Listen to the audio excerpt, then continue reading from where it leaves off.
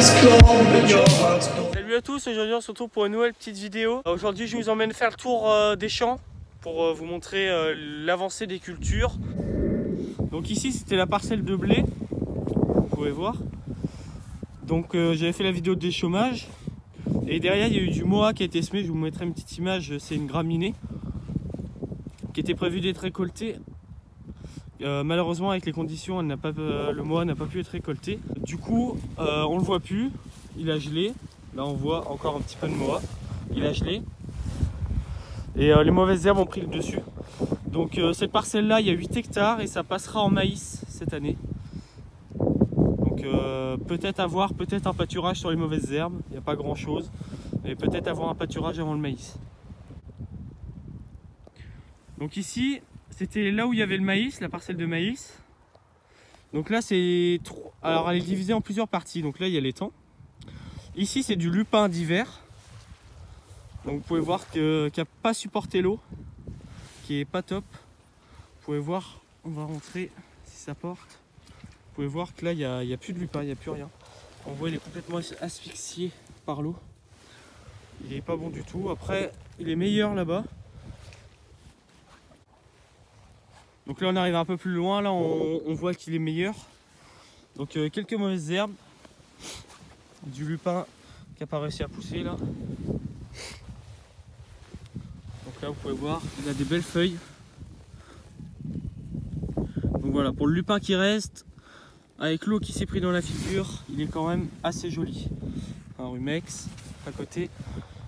Encore un peu des cannes de maïs. On peut voir qu'il y a des vers de terre au curricule qu'il y a partout. Donc ça manque pas de vers de terre, ça va, il y en a. Donc voilà un petit peu l'état de la parcelle. Donc c'est un même champ qui part après de l'autre côté de l'étang. Donc il y a le champ fait un peu plus de 9 hectares et demi. Donc il y a 3 hectares de lupin, enfin 3 hectares et demi de lupin, 1 hectare 20, 1 hectare 25 d'épeautre. Et après le reste c'est en prairie qui va être pâturé et qui passera en maïs après. Ça fera 12 hectares de maïs cette année. Ici la parcelle où il y avait la vidéo du lupin, de la moisson du lupin, donc il y avait le lupin. Maintenant c'est de l'orge d'hiver. Donc vous pouvez voir que malgré tout, elle commence à être belle, étale. Donc elle commence à être belle. Il y a quelques manques, un petit peu sur les bords, à quelques endroits il y a quelques manques. Mais globalement, pour cette année quand même, on est sur de la belle orge quand même. Allez, on va aller voir ça de plus près. Donc là, on peut voir qu'elle est un peu sale, qu'il y a du raiggras qui pousse et puis autres mauvaises herbes. Donc depuis le tournage, elle a été désherbée chimiquement et elle a également reçu son premier apport d'engrais, donc de 1846, 18 unités d'azote ammoniacal et 46 unités de phosphore. L'orge est là, c'est ça. Vous pouvez voir étale. Donc étale en gros, si vous voulez, au début il y a eu une tige qui a poussé avec la graine et après, grâce à ses racines, elle établit un plateau racinaire plus puissant et après elle fait partir d'autres tiges. Donc c'est ce qui se passe ici là par exemple. Vous pouvez voir qu'il a une tige pour le moment. En fait ça c'est le grain de base ici. Et là on peut voir une talle. Ça c'est une talle là. C'est un deuxième brin qui va pousser et qui donnera naissance également à un épi. C'est pour ça qu'avec un grain d'orge, ça peut taler, ça va taler et après on pourra récupérer plusieurs épis qui contiendra, j'ai pas trop envie de dire de bêtises, mais une 15-20 grains à chaque fois. Donc avec un grain d'orge ou un grain de blé, enfin globalement sur les graminées, un grain, et bien on peut en récolter plein d'autres. Donc 8 hectares à peu près aussi, ici, pour cette parcelle. Donc là je suis juste à côté de l'orge, j'ai une petite parcelle de 2 hectares en prairie qui a été semée en prairie il y a 2 ans. Vous pouvez voir qu'elle se porte assez bien. Vous pouvez voir, il y a de l'herbe. Et du pâturin aussi. Donc assez belle prairie. Donc il y avait un petit peu de tout. Alors je suis pas un pro, donc j'ai un peu de mal à reconnaître exactement ce qu'il y a. Mais si je dis pas de bêtises, il devait y avoir de la fétuque et du dactyle, du raiggras anglais. Et je ne sais pas s'il y avait eu du raiggras italien. Après en regardant comme ça, je vois pas de trèfle. Donc je ne crois pas qu'il y avait eu du trèfle.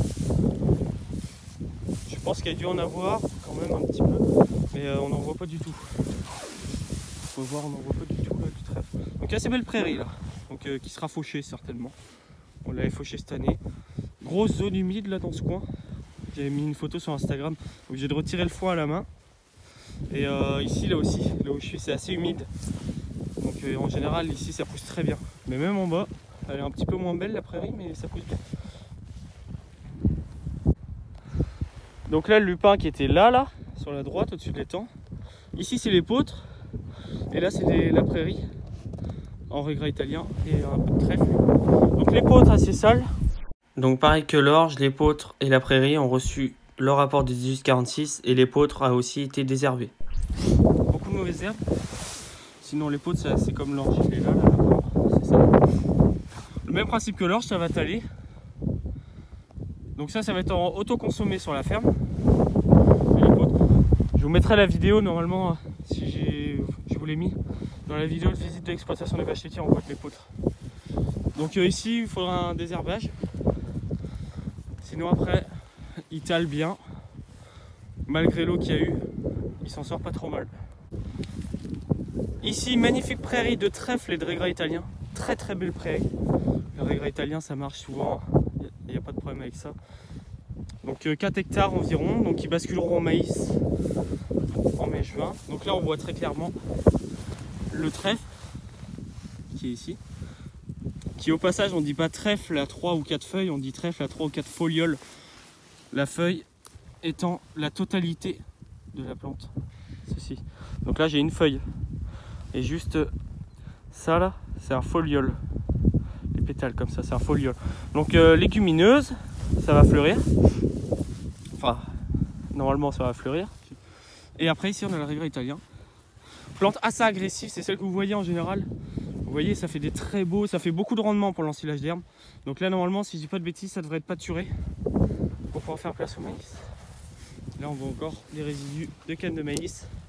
Maintenant je vais vous montrer l'étang et puis on aura fini pour ces petites vidéos. Donc là je me réarrête un instant au niveau de l'épeautre. Vous pouvez voir ici un passage de drain, je pense.